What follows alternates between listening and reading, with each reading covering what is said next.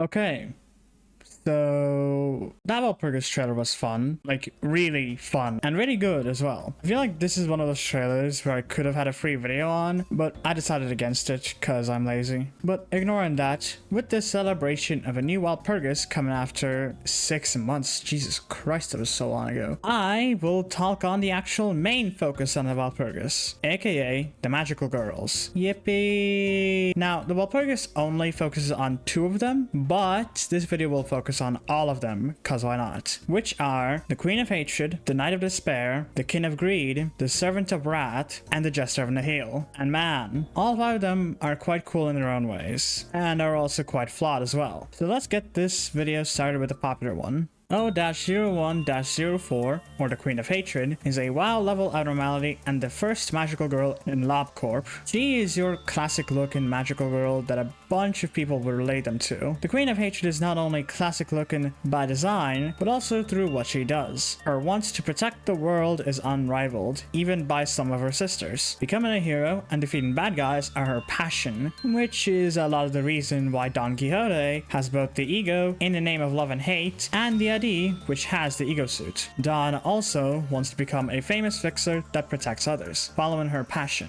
similarly to Queen of Hatred. Hell, the ID is even sharing that passion with her as shown in the first subtie art, so that's cool, and I really want to see how that interaction goes, especially since Dawn originally wore the lobotomy ego lantern, where she would more or less bite and eat on others before transitioning into becoming a magical girl fan, so that's cool. Now, the Queen of Hatred may be nice and kind to everyone that talks to her, but the problems begin when she, well, crashes the fuck out. Because you see, she knows what is good and what is evil. At least her definition of it to a T. And I would like to follow up on actually enacting that good on evil so much that she hates any time when something is at peace. At first she's fine with it, saying that since there is peace, it also means that there are no villains enacting evil and destroying the world, so that's good for a bit. But then she slowly but surely goes down a spiral of hysteria and insanity. Since she was born to fight villains, she contemplates if the world doesn't need her, since, well, the world is at peace. And since she's at the side of justice, someone should be at the side of evil. Yada yada yada. So what does she do about that? Well, she becomes the evil that the world requires by transforming into a giant fucking snake dragon, which is very fucking cool. And once that dragon is defeated, she forgets that even happened in the first place, and becomes a good old magical girl who wants to protect the world yet again. Yay! Overall, a pretty cool abnormality.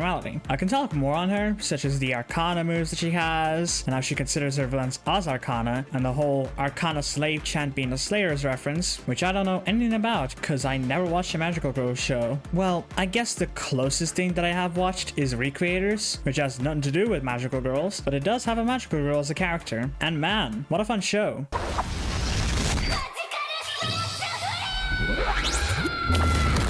Okay, cool. Now, let's move on to her older sister. O-01-73, or the Knight of Despair, is the second WoW level magical girl, and the abnormality that we will be fighting against in this Walpurgis. The Knight of Despair is probably the second oldest amongst the other magical girls, maybe? I assume that mostly because Queen of Hatred calls her and the Queen of Greed her senpais, but I'm not sure who is older. And as for the Servant of Wrath, well, I assume that she is the youngest, for obvious reasons. But enough about age debates. The Knight of Despair is a very cool magical girl that was originally a knight of a kingdom and a guardian of justice, just like the Queen of Hatred, but more traditional and knight-like. The knight had to uphold the laws of God in the pursuit of valor, chivalry, and justice. However, after a long history fraught with hardship and conflict, the knight realized in retrospect that nothing was truly upheld on her watch. Despite her wanting to protect and uphold justice upon the kingdom and the world, there was still evil and corruption, and after the fall of her sister,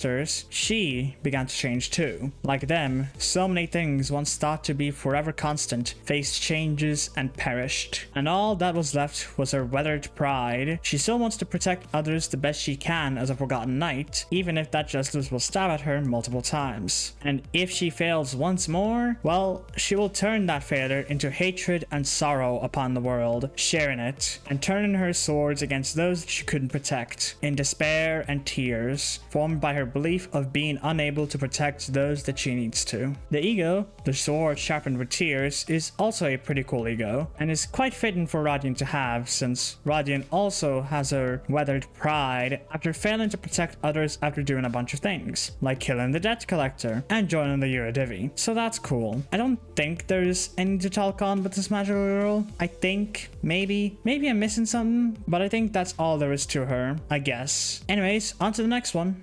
O-01-64, or the King of Greed, is the last confirmed WoW level magical girl abnormality, before Servant of Wrath and Jester of Nihil were released in library. King of Greed is cool, I guess. I mean, look, you have to contend with a pretty cool knight and a draconic magical girl, and King of Greed is alright. She's not the worst magical girl, but certainly not the best either, to me at least. The King of Greed originally started off as a magical girl, same with all of her sisters, but the King of Greed did not just uphold justice overall. She wanted to preserve happiness and peace as well, as the Knight of Despair story puts it. But eventually, happiness became obsession, obsession became greed, and the greed forever solidified to become in golden amber. The happiness in the beginning, still holding a smile, dwells inside. The King of Greed, who wanted to preserve that happiness of everyone, eventually grew hungry, yearning for her happiness and desire for it, devouring everything that she can, and herself as well. That kind of greed transformed her and sealed her in a cocoon of gold, preserving her happiness. But once she's out, she transforms into a very, very hungry fish, as described in her story multiple times. I know I may have glossed over her,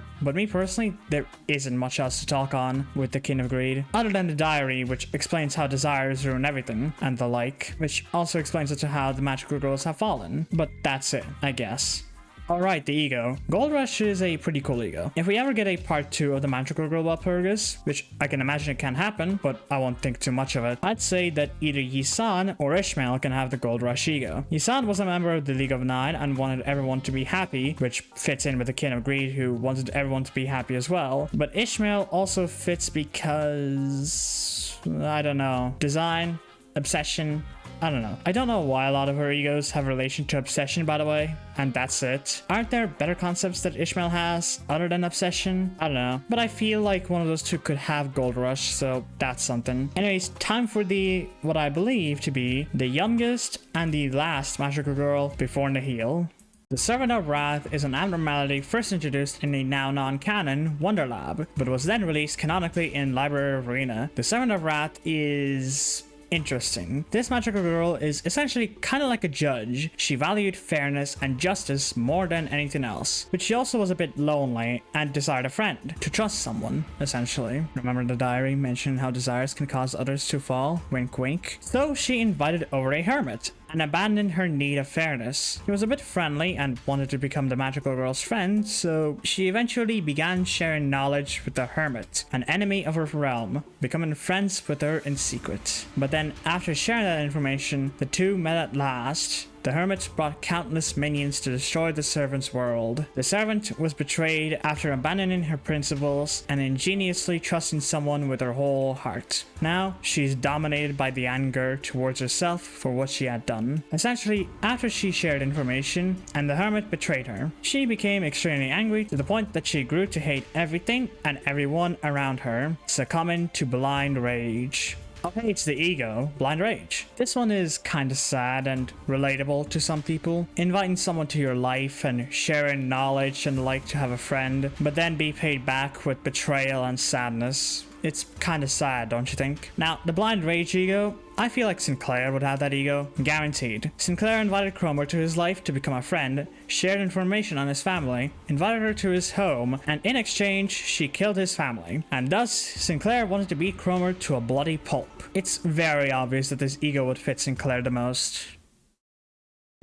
Okay, so now that I'm done with that, we have covered all 4 magical girls. The magical girls who wanted to protect the world from evil, but have succumbed to desire which caused their downfall, as said before. These desires aren't necessarily a bad thing. There's nothing too bad with wanting a friend to uphold the good, etc. But it all led to them becoming monstrosities that betrayed the world. And all of that eventually led to darkness and void, and thus summoning the Jester of Nihil. The Jester of Nihil is an original original Abnormality only appeared in Labyrinth Arena and has a very close relationship to the 4 magical girls. Design wise, holy shit, it's fucking cool. Now, this may be the edgelord inside me that I'd like to keep hidden talking, but I do very much love this design. He's a Jester of Nihility, after all, so a dark design with a monochrome color scheme of black and white fits. This Abnormality also makes itself out as a joke, and makes a joke of everything and himself, since, well, he's a Jester. This design also brings a second thing that all the magical girls represent, and makes it more obvious. Cards, or specifically their suits. The Queen of Hatred represents the hearts, the Knight of Despair represents the spades, the King of Greed represents the diamonds, and the Servant of Wrath represents the clubs, while the Jester himself represents the Joker card, an all-in-one card, which also makes sense as it appeared when all the magical girls have succumbed to their desires. Man, I love this Abnormality, huh? And the other magical girls as well, but whatever. We know that the Jester comes when all 4 magical girls are gone, but how exactly? It's not like Apocalypse World where they all just combine to make one giant being, but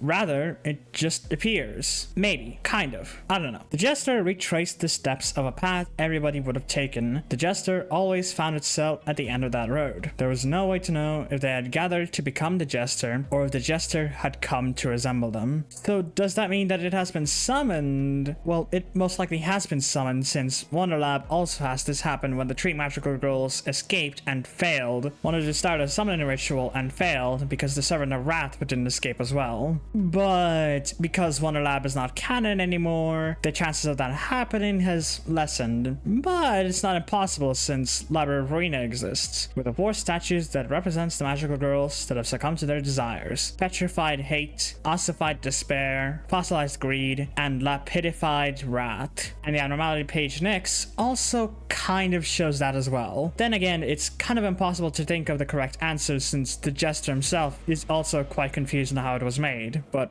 oh well.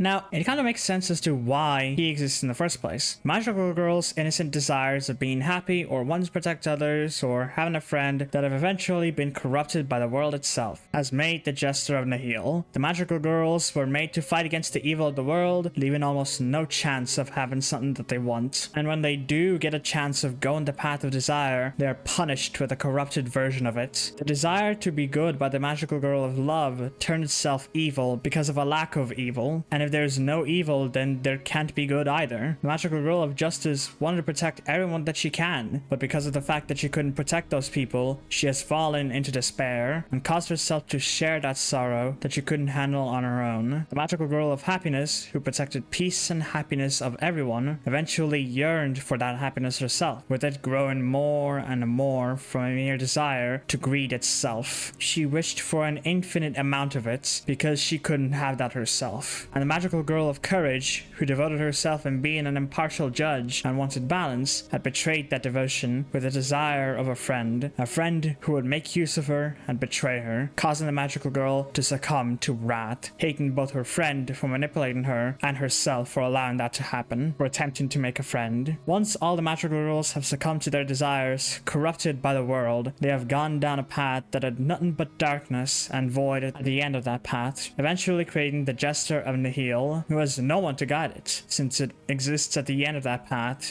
it doesn't know where else to go. So it just walks mindlessly, with nothing to do and nowhere to go, following its own intuition. Man, I really love this Abnormality and the magical girls, huh? Now, there are some minor details that I can talk on. For example, like, what in the fuck does a dog have to do with anything with the Jester of Nihil? I have no clue myself, and personally, I don't really want to talk on that. So yeah, overall, they are all really cool Abnormalities, with Jester of Nihil being probably my favorite Abnormality out of every single one of them as of yet. Other than that though, I think that's it, so bye.